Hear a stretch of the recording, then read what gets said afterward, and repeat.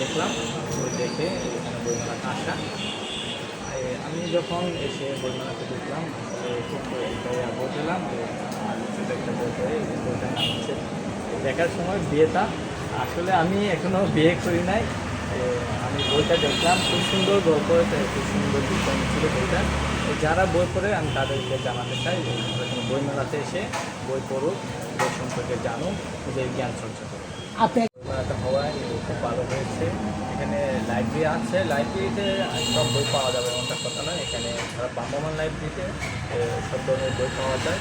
আর এখানে দেখলাম সাহিত্যিক বই আছে, বিভিন্ন কবিদের নতুন নতুন যারা সাহিত্য লেখে তাদেরও বই আছে।